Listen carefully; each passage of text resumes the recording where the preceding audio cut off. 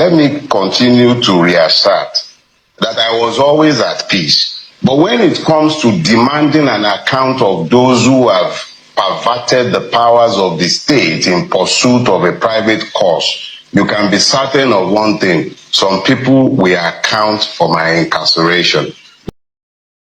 Oh yes, Dele Farotimi has come up with another bombshell. Yes, he's the man that always, he doesn't paint words. He says things the way they are. He does not paint just like the way they do, to suit their narratives. No, he give it to you exactly the way it's happening. He always stand by the truth, stand by the masses, opening our eyes, and that's why they never liked him. Yes, they never liked him. And now, he has spoke a lot of things in his recent interview with Channels Television. He has spoke about his recent arrest, everything that happened in that arrest. Yes, he's very clear now. And he spoke about their election that is coming. Imagine that your people are dying. Boko Haram, ISWAP, ISIS are killing people, burning houses, destroying farms. You don't care about all these things that is happening under your nose in your own country. You don't care. But what you're after is election that is coming up, how many years to come, that you don't even know if you are going to be alive to witness. Did you see a black man? Did you see the reasoning and the thinking of a black man? Thank God that Dele Farotimi has come up to give it to them the way they are giving it to us. Yes, because as he's giving it to them, as he dey pain them, he dey sweet us. Yes, as he dey pain them, as he's giving it to them, he dey sweet us. Yes, just like the former president's wife who always tell us when she was here, with all the happenings in Nigeria, and nobody is talking about it. Chai, this blood they are shedding, there is God, oh. There is God, oh. There is God, oh. Let's watch him together. Let's watch and hear him, from the horse's mouth. Let's watch. Thank you for having me. It's the first time I'm speaking with you since your ordeal on the defamation lawsuit.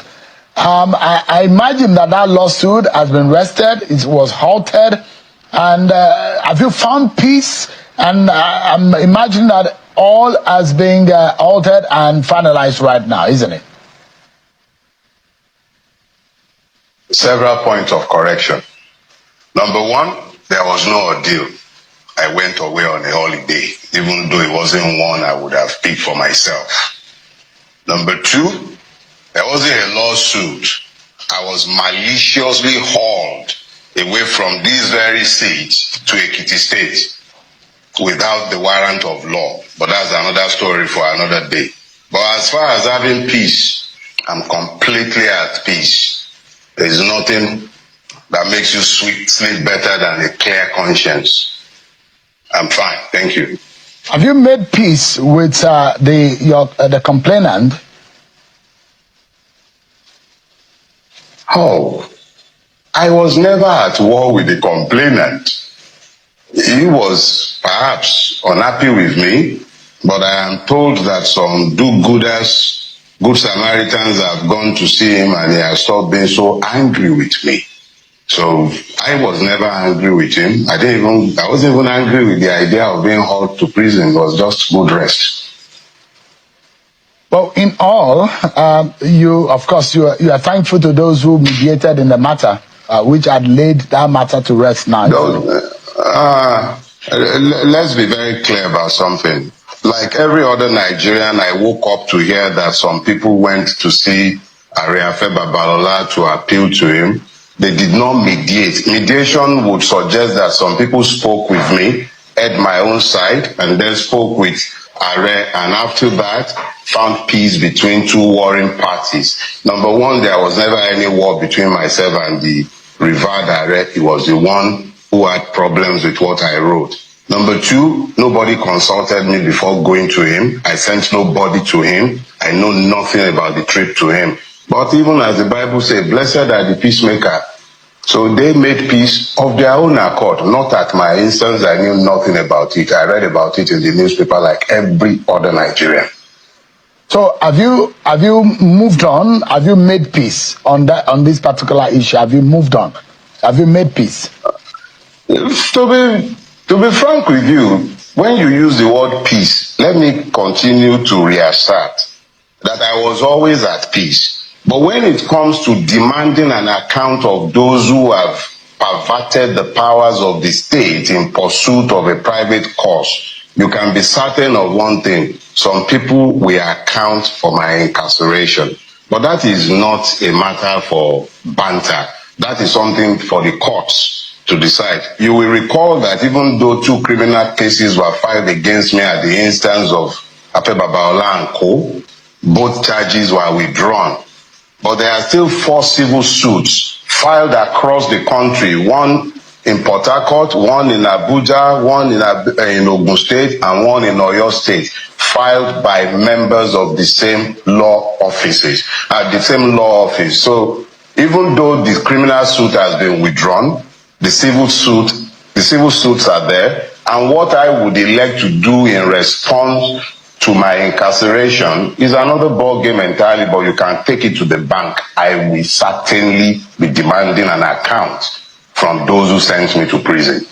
So in clear terms, you are going to take up the Nigerian police who made your arrest and took you from Lagos to Ekiti. In this case, you are instituting a lawsuit against the Nigerian police. Is that right?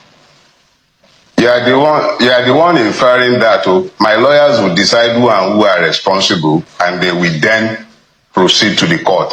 I just know that somebody has to explain to me how I ended up in prison for a civil infraction at best. So insofar as whether it's the police that have to be sued, whether it's the magistrate who sent me to prison, whether it's the persons who wrote the petition, whether it's whoever, but somebody would explain. You see, in law, there is a Latin maxim. We say it will be due with the due process of law. It is my contention that impunity reigned in sending me to prison. It is my contention that the offense for which I was sent to prison is one that is unknown to law, either in Lagos where I reside or in Ekiti where I was abducted to. So if something like this has happened, it can only be expected that I will expect an account from those who have done this. You can take that for granted. Whether it's the police, whether it's private individuals, whether it's the magistrate himself, persons will render an account for locking me up in a prison cell. There must be a basis for it. 21 days of my life was taken from me. That's an entire lifetime. Some people don't live for 21 days. I was sent to prison through a process that purports to be lawful. I want that process to explain itself so that Nigerians would understand how our legal system functions.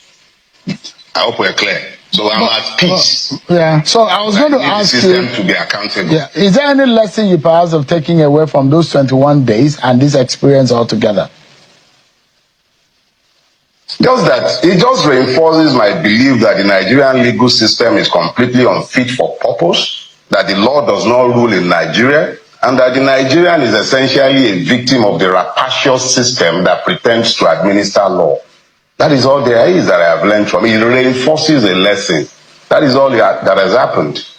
Is it a lesson? Is it a lesson? Yeah. Is it? I mean, you say it reinforces. Is it a lesson of regret, or a lesson of assurance of a future hope, or a lesson of a perpetual disgust about what you have written in the past about the Nigerian system generally? Look, Sheon, I am not new at this rodeo. I'm 57. That's several lifetimes. In a country like Nigeria, I've already lived beyond the expected lifespan of a man. I am not surprised by what happened to me. through it, you see that even before I got into the body of the book itself, I made clear that I expected to be persecuted for the things I had to say. So nothing happened to me that I did not expect or anticipate. A day before I was abducted, I addressed a press conference where I made clear exactly what was going to happen based on my knowledge of the system in which I live. So nothing has happened to me that was unexpected or surprising. Nigeria runs a criminal enterprise, and that is what you have seen at play. They say you want they say you are a thief and you carry a goat, strap it to your back and you are busy dancing. Is it not enough evidence of the fact that you are a thief? I spoke about a criminal justice system and I spoke about the criminality of the system. And the system went ahead and proved each and every word that I had spoken in my book. They said the hunter went to the forest and he killed lions, he killed elephants, and you say no, he's lying. Then he came into the house. Goats are dying, chicken are dying left and right, and you want more proof. I said the system is criminal, and the system proceeded to illustrate his criminality in full glare of the public. And you think I am overjoyed. The system proves me right. It illustrated everything I said, everything I claimed were done in hiding, were repeated right there in the glare of the public. So how could I be anything but happy that in my lifetime, for my very before, the system is busy proving me right? Mr. Farotimi, from the ground. Yeah, of course. Yes. By your name, if you are an Opele man, either the one that you are conscious of or the one your parents are conscious of. Yeah, and if Farotimi, so that proverb suits you very perfectly. But I mean, jokes apart, you have a system that you don't believe in. Is that not contradictory or ironic? You see, you need to understand something, Shion. I am a man who has weaponized my brain. I don't carry guns. I have no cordials. I have a weaponized brain. A legal system is necessarily required to be transparent. Every time I go to the Nigerian court, I'm actually trying the system. I'm placing the system on trial in front of the people. I want the system to dance azonto for the people.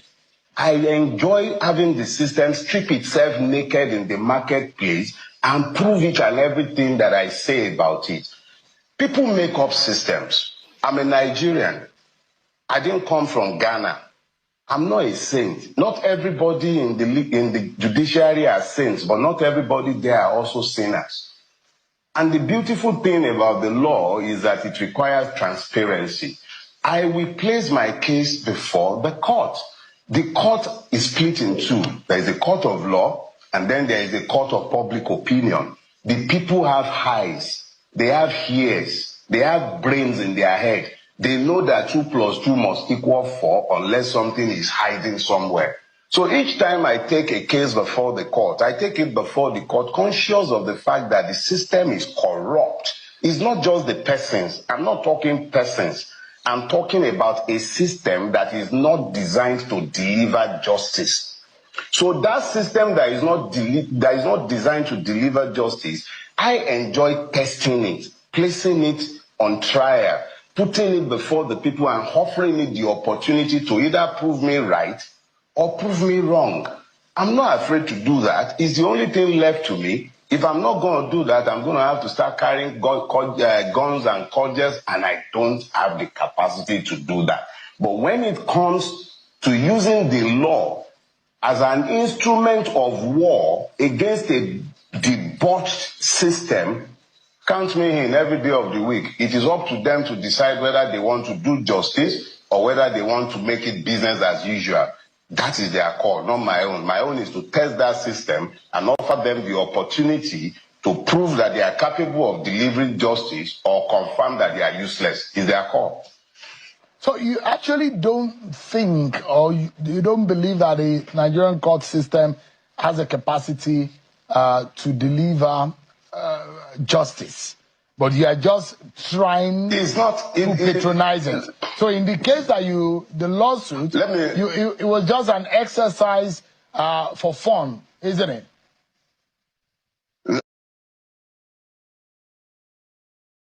No, you are the one who is describing it as an exercise for fun.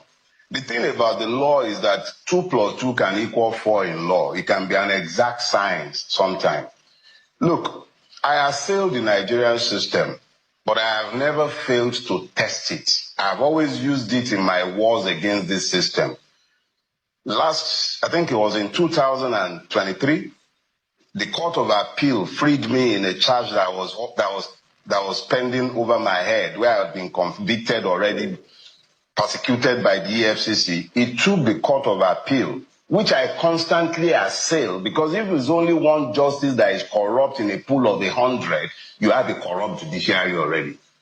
But as bad as that judiciary is, I understand and I hold fervently to the belief that it remains the last hope of the common man. Whether he now lives up to that hope is another business entirely. But if I give up on believing in the capacity of the system, it would then mean that I have embraced anarchy. I use the same court to get my freedom from the EFCC. I have personal matters, as we speak today, against multiple agencies of government before the same court systems. That I am criticizing the court system does not mean I hate the courts. I wish it would work better than it is working, but there is no other place to go. The judicial anarchy that I decry every day is because I am worried about the consequences of having a system that we don't have any hope or confidence in. So if I'm criticizing the system, it's for the system to get better, not to destroy it. So in this case, do you think things are getting better? No, it's not. Most definitely not, but we live in hope. Let me ask you, I described you as a political activist earlier. And I know that you sided with Mr. Peter Obi, although you've told me on some other interviews that you are really not a Labour Party member or a card-carrying member of the Labour Party. But it seems that all is not well with that party that you helped or that you campaigned for or that you sided with in 2023. How does this make you feel, though? You see, Shehu, I am actually by far more difficult to pin down the way you are trying to. I supported Peter Gregory Obi, but I never supported the Labour Party. And I was very, very specific in constantly reiterating the fact that I am not a member of the Labour Party. I support, or let me use the word, supported Peter Gregory Obi in 2023. The objective realities and the quality of the candidates on the ground conditioned my position. I am a member of Afenifere. Afenifere is a political movement. It supported Peter Obi in conjunction with the Southern and Middle Belt Leaders Forum. So I had multiple political bases for the actions I took in 2023. I am not a member of the Labour Party, and I couldn't care less what happens to the Labour Party. But is that not, I mean, that doesn't sound right, though. Except if you're saying, just a moment. No. Just a moment. Let me land on my question, Mr. Farotimi. The question I was going to ask you is that if you care less about the vehicle in which the man you supported drove to the election, how does it sound? I mean, if that is the same vehicle that Mr. Peter Obi hopes to use in 2027, except if you have said you have given up on Peter Gregory Obi for president, which you have said it was a better candidate at the time. Have you changed your mind about the personality or the candidacy of a Peter Gregory Obi? You see, Shehu, in Nigeria, when you are discussing any sort of political question, more or less, you have to deal with nuances. Number one, you don't have political parties in Nigeria. You have election platforms. Mr. Peter Obi, I believe, joined the Labour Party only a few months before the election. The Labour Party, since that time, has been busy dancing as Zonto, just like the PDP is also in turmoil. The APC has been the net receiver of the political amajiris and allergies that have been going up and down the place. And in reality, I doubt if anyone outside of the persons who are in the APC and my friends in the AAC, I doubt if anyone can really say this is the political party to which they belong as of today. The reality is that neither the Labour Party nor the PDP is on any sound footing to the point where one can speak to them or of them as political platforms. I don't know where Mr. Peter Obi will be in 2027.